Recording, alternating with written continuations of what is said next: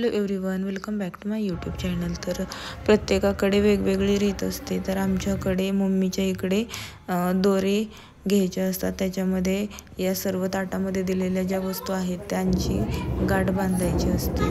तर आम्ही 9 वस्तू जमा केल्या होत्या। आपल्याकडे जितक्या अवेलेबल आहेत तशा आपण ते बांधू शकतो। तर त्यासाठी आम्ही जास्वंदीची पाने, जास्वंदीची फुले, नंतर आघाड्याची पाने, सुपारी फोडून घेतलेली तुकडे करून, नंतर खारकीचे तुकडे केले होते, नंतर झेंडूची पाने, हळद, कुंकू, दुर्वा इतकं सर्व जमा केलं होतं आणि ते एक एक गाठ बांधून त्याच्या दोऱ्यामध्ये ओवायचं असतं। मग नंतर हे बांधून झाल्यानंतर ते गौरीच्या डोक्यावर मम्मीने मांडायचं असतं, असं असतं। तर मग तेच आता चालू आहे। मी तर पहिल्यांदाच करत होते, कारण मला काहीच माहीत नव्हतं। मी नुसते बघायच्या आधी, पण आज मी पहिल्यांदा स्वतः ते केलं।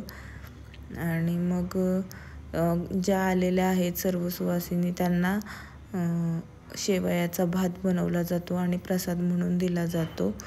मग त्यांना सर्वांना चहा केला आणि मग अशा प्रकारे आमच्या गौरायांचं विसर्जन करण्याची तयारी झालेली होती।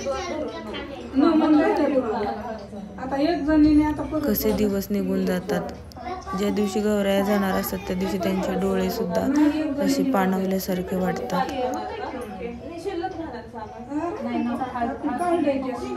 तर इथं माझं तर बांधून झालेलं आहे।